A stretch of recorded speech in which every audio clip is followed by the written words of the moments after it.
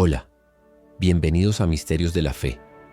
Hoy hablaremos de un tema que toca el alma, que se sumerge en los años de silencio, en aquel vacío histórico entre la infancia y el ministerio de Jesús. Un enigma que ha dado pie a una de las teorías más audaces.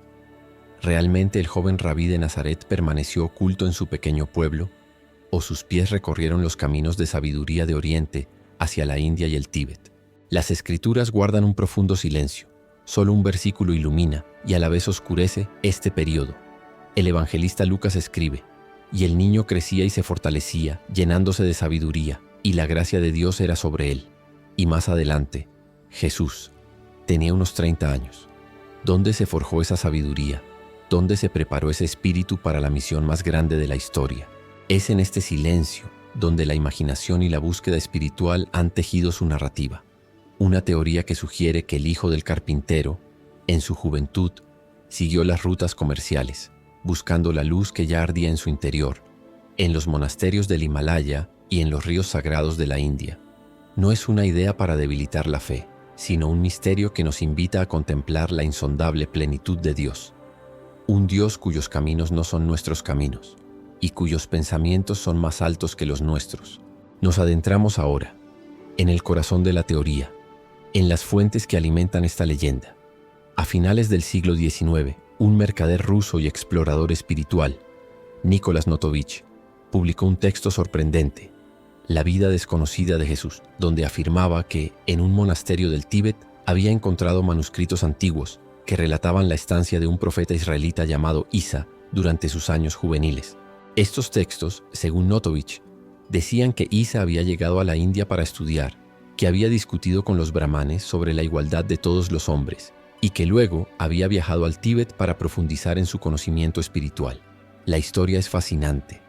Evoca la imagen de un joven sediento de verdad, recorriendo el mundo conocido. Pero, ¿es verosímil? Frente a esta narrativa, tenemos el testimonio sólido y terrenal de los evangelios que nos presentan a un Jesús profundamente judío, que conocía la Torá hasta sus más mínimos detalles, que debatía con maestros de la ley en el templo y cuya enseñanza, aunque revolucionaria, brotaba de las raíces del Antiguo Testamento. Como profetizó Isaías: «He aquí mi siervo a quien sostengo, mi escogido en quien mi alma se complace. He puesto mi espíritu sobre él, él traerá justicia a las naciones». Este siervo, esta luz a las naciones, surge del contexto profético de Israel, no de una síntesis de doctrinas orientales. La pregunta entonces no es solo dónde estuvo, sino con qué propósito se preparó.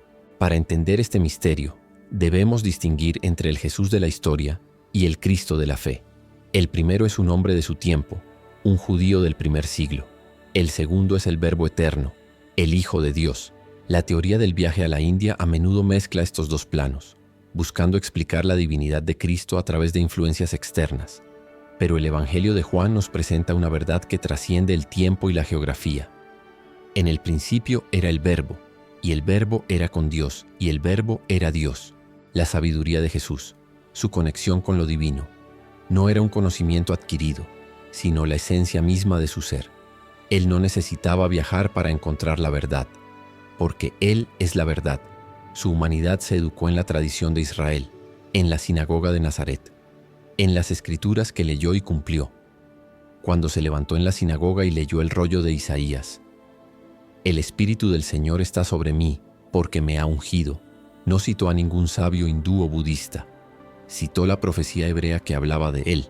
Contemplar esto es entender que el misterio de su preparación no se resuelve en un mapa, sino en la intimidad de su relación con el Padre.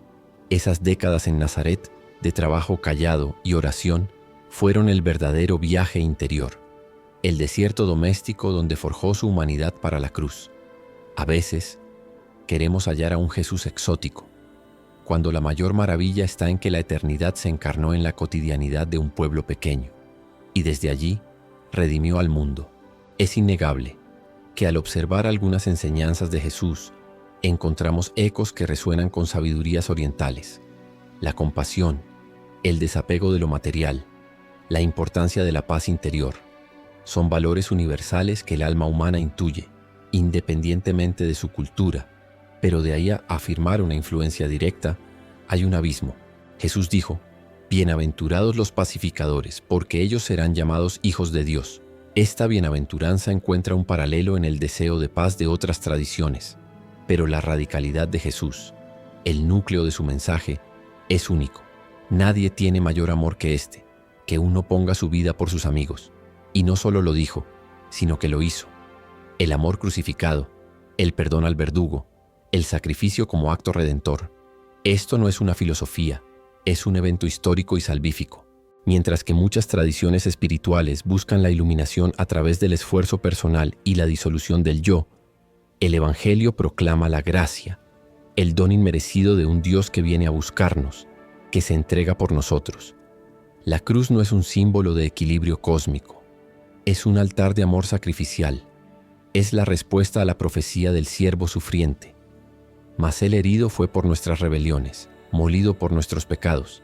El castigo de nuestra paz fue sobre él, y por su llaga fuimos nosotros curados.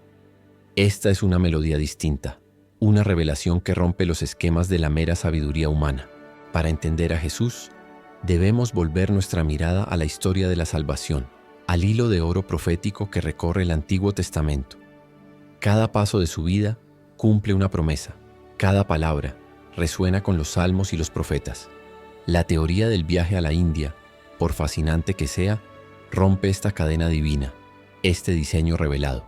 Dios había preparado un pueblo, una cultura, un linaje para la encarnación de su Hijo.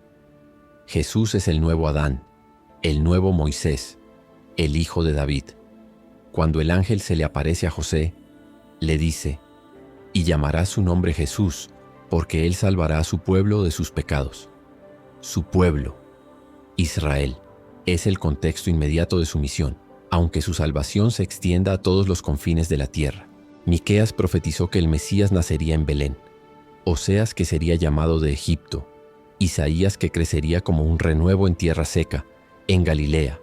Todas estas profecías se cumplen en los relatos evangélicos, anclando la vida de Jesús a la tierra de la promesa. Su identidad no es la de un sincretista, sino la del cumplimiento. Él es la palabra definitiva que Dios había estado pronunciando a lo largo de siglos. No vino a iniciar una nueva religión filosófica, vino a sellar una alianza eterna, basada en la fe de Abraham y la ley de Moisés, que él vino a llevar a su plenitud. ¿Por qué, entonces, esta teoría persiste con tanta fuerza en el imaginario colectivo? Porque toca una fibra profunda del alma humana, el deseo de unidad, de una verdad universal que reconcilie todas las tradiciones. El Jesús viajero se convierte en un símbolo de esta unidad, un puente entre Oriente y Occidente. Es un mito poderoso, y los mitos, aunque no sean históricamente verdaderos, pueden contener verdades espirituales. La verdad que este mito nos revela es que Jesús, el Cristo, pertenece a toda la humanidad. Su figura trasciende cualquier cultura y se ofrece como respuesta al anhelo de trascendencia de todo corazón humano. Como dijo San Juan Pablo II, Cristo es el Redentor del hombre, de todo hombre. Este anhelo es el que el libro de los Hechos describe cuando Pablo, en el Areópago de Atenas, señala al Dios no conocido y proclama: «Porque en Él vivimos, nos movemos y somos». Dios ha escrito en cada cultura un destello de su luz, una preparación para el Evangelio. La teoría de Jesús en la India, en el fondo, es un intento torpe de expresar esta verdad gloriosa, que Cristo es el Logos, la palabra creadora que ilumina a todo hombre que viene a este mundo, y que todas las búsquedas honestas de la humanidad encuentran su respuesta definitiva en Él. No necesitamos que Jesús haya estado en la India para creer que es el Salvador del mundo. Su resurrección es testimonio suficiente. Frente al enigma, la fe y la razón caminan juntas. La Iglesia, desde sus inicios, no ha condenado estas teorías con furia, sino que ha presentado la belleza coherente de su propia tradición. La razón nos dice que no hay una sola prueba histórica o arqueológica sólida que respalde estos viajes. Los manuscritos de Notovich fueron cuestionados, y los estudios serios no los consideran fiables. La fe, por su parte, nos invita a confiar en el silencio de los evangelios. Ese silencio no es un vacío que debamos llenar con especulaciones. Es un espacio sagrado, como el silencio de Dios en el Antiguo Testamento. que preparaba una revelación mayor. Es el silencio del carpintero que trabaja la madera, el silencio del hijo que obedece, el silencio del verbo que escucha al Padre. Antes de proclamar las bienaventuranzas, Jesús mismo nos da la clave para entender su formación. Mi doctrina no es mía, sino de aquel que me envió. Su fuente no era un gurú en una montaña lejana, era la comunión eterna e ininterrumpida con el Padre.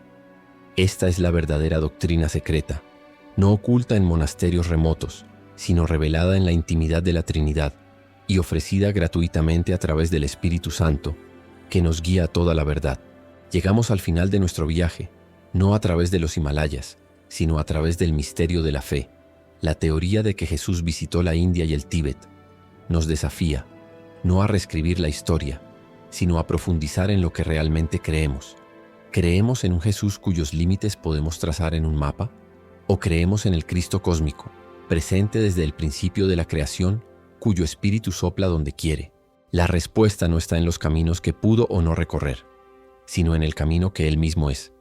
Jesús le dijo: «Yo soy el camino, la verdad y la vida. Nadie viene al Padre sino por mí».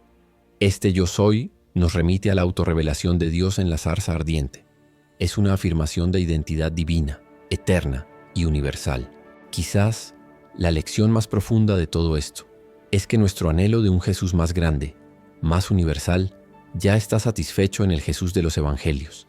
Él es más misterioso, más profundo y más glorioso de lo que cualquier teoría pueda contener.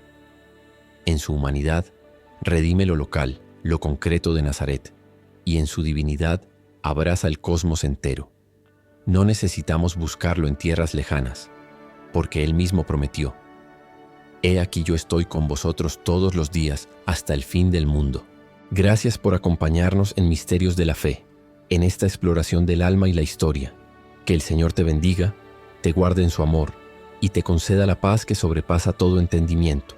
Hasta la próxima.